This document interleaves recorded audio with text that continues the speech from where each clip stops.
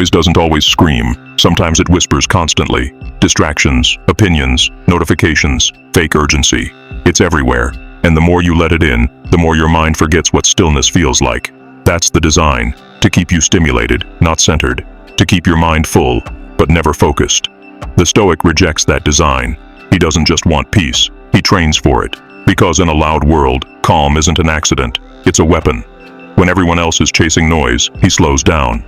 When the crowd reacts, he reflects. While others speak to be heard, he listens to understand. That's not passivity. That's power under control. But here's the problem. Most people aren't trained to think quietly. They confuse stimulation for significance. They let every headline, every message, every opinion rent space in their head, and slowly, without realizing, their inner world becomes just as chaotic as the outer one. That's not life. That's mental slavery.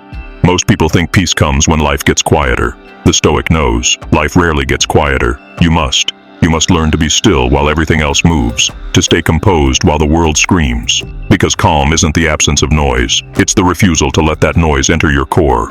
Your phone rings, your feed scrolls, your mind races, you respond, react, reload. That's not living, that's looping. And the longer you stay in that loop, the more your mind forgets how to rest. The Stoic breaks that cycle, not with isolation, but with intention. He creates boundaries for his attention. He doesn't give every input access to his system. And this is where real power starts. Not in silence around you, but in silence within you. The kind that can walk into chaos and not be moved. The kind that makes others lean in, not because you speak loudly, but because your stillness commands gravity. That kind of presence isn't inherited, it's built. In a world addicted to noise, stillness is rebellion. And if you're watching this, chances are, you've felt it too. That burnout. That endless loop of stimulation with no satisfaction. That low-grade anxiety that never fully leaves. You don't need louder answers. You need a quieter mind. You don't need more input. You need less interruption. This isn't a lifestyle trend. This is a war for your focus. A battle you fight every time you pick up your phone before your thoughts. Every time you trade solitude for scroll. And most people are losing.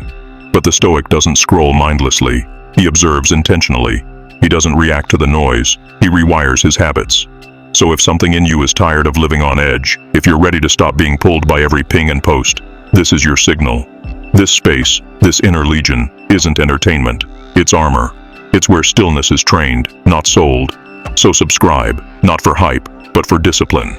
Not for peace later, but for command now. You don't need a retreat in the mountains to find peace. You need to build mental quiet in the middle of chaos. The Stoic does this with systems, not slogans. Morning stillness, focused breathing, intentional solitude. These aren't luxuries, they're anchors.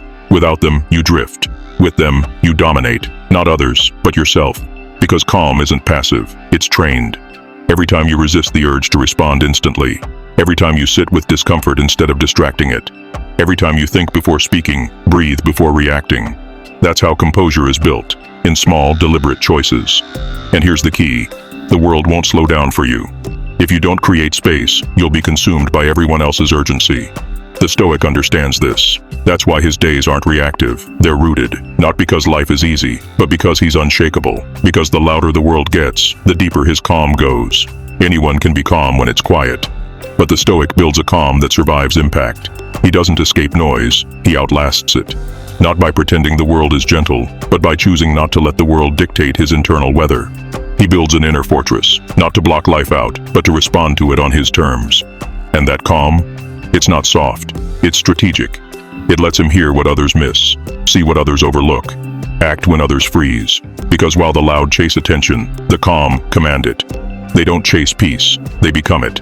So before you scroll to the next thing, before the noise creeps back in, ask yourself, if your mind had to fight through today without distraction, would it move with intention, or collapse under the weight of all that noise you let in?